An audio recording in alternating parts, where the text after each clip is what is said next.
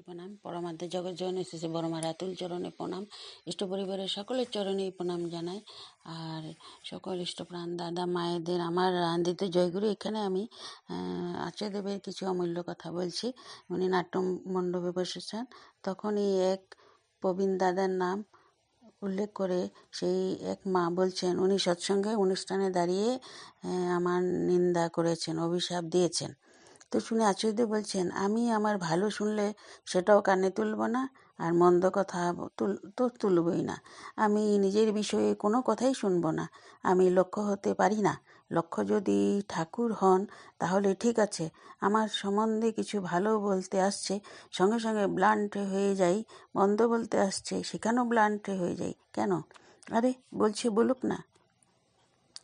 তো এরপরে দৃষ্টান্ত দিয়ে বলছেন, এখানকার আশ্রমের এক পরিবারের গৃহবধূ আমাকে লিখেছে, তার স্বামী শ্বশুর আমার বিষয়ে নিন্দা করে, আর এই নিয়ে সে খুব অশান্তি বোধ করছে। তো আমি তার স্বামী শ্বশুরকে ডেকে বললাম, আমার এটা পছন্দ হলো না যে আপনার বৌমা এরকম করে চিঠি লিখছেন, আপনারা আমার নিন্দা করছেন। সেটা শোনা তো আমার কাজ নয়।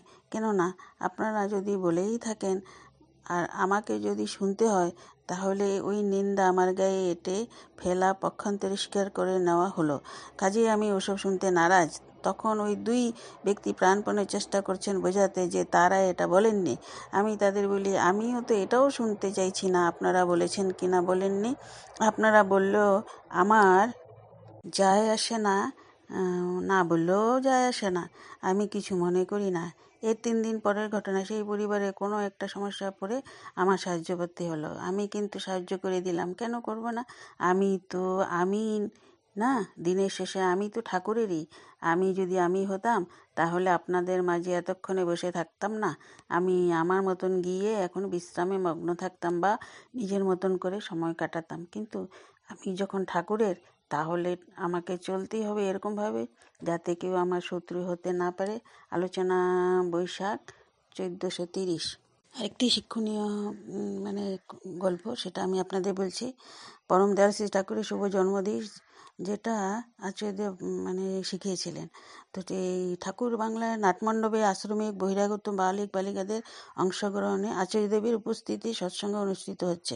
প্রতিটি মাইকে 2 জন করে ছেলে মেয়ে বসেছে। ওই ক্ষুদে দলের সবচেয়ে ছোট মেয়েটি ভালো গাইছিল। সবাই ওই বাচ্চা মেয়েটি সাবলীল গায়িকাতে মুগ্ধ হয়ে উচ্ছ্বসিত প্রশংসা করছিলেন। গান গাওয়ার সময় ওই বাচ্চা মেয়েটা একটা কাণ্ড করছিল। বারবার সে মাইকটা নিজের দিকে টেনে নিচ্ছিল। কাছাকাছি যারা রয়েছিলেন তারা অনেকে বিষয়টি খেয়াল করেছেন, কিন্তু বিষয়টাকে কেউ তেমন গুরুত্ব দেওয়ার মতো মনে করেনি। সৎসঙ্গ শেষ হতেই সবাই যখন প্রশংসা করছে, তখন আচার্যদেব বললেন, এবার বাবা মাকে আমার দরকার। উপস্থিত সবাই আমরা ভাবছি আচার্যদেব হয়তো বাবা মাকে কিছু ডেকে মেয়ের প্রশংসা করবেন, কিন্তু না। আচার্যদেব আমাদের দিকে তাকিয়ে বললেন, আমি এর বাবা মাকে খুঁজছি, কারণ ওই যে গান গাইতে গাইতে ও বারবার নিজের দিকে মাইকটা টেনে নিচ্ছিল। এই অভ্যাসটা ওর মা বাবার থেকে শিখেছে।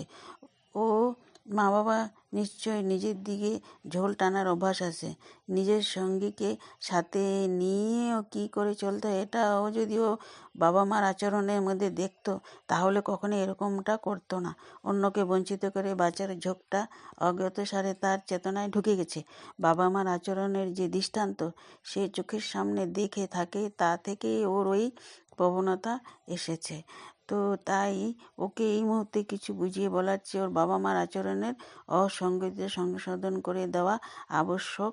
বাবা মার আচরণটা শুধরে গেলে ওর ওই ঝোঁকটা স্বাভাবিকভাবে কেটে যাবে। আমি যদি ওকে এখন কিছু বুঝিয়ে বলি, ও হয়তো শুনবে, কিন্তু কয়েকদিন পরে আমার কথাগুলো ভুলে যাবে, কারণ ওর চোখের সামনে সবসময় থাকবে বাবা মার ব্যবহারের দৃষ্টান্ত। তাই বাবা মার আচরণ যাতে সংশোধিত হয়, সেটা আগে করা দরকার। উপস্থিত আমরা সকলে উপলব্ধি করি, ছেলেমেয়েদের সামনে বাবা মায়েদের আচার আচরণ কতটা সতর্ক দৃষ্টি নিয়ে চলা দরকার। সন্তানের স্বাভাবিক প্রতিভা যেন অন্যায্য আচরণের প্রভাবে স্বভাবের সৌন্দর্যকে সংকুচিত করে না তোলে। এইভাবে প্রতিনিয়ত কত শত জীবনকে পরিশীলিত করে চলেছেন তিনি অজস্র উদ্বেলনী তৎপরতায়। তার সান্নিধ্যে সে আমরা জীবন চালনার মার্গজগুলি অধিগত করতে শিখি। তার নির্দেশ মতো স্থায়িত ছন্দে জীবনকে যখন পরিচালিত করতে শুরু করি, তখনই শুভ সৌষ্ঠবে পরিব্যাপ্ত হয়ে ওঠে সমস্ত জীবন। এটি মানে আলোচনাতে লিখেছিলেন পিতৃ সুরঞ্জন মেধা। তো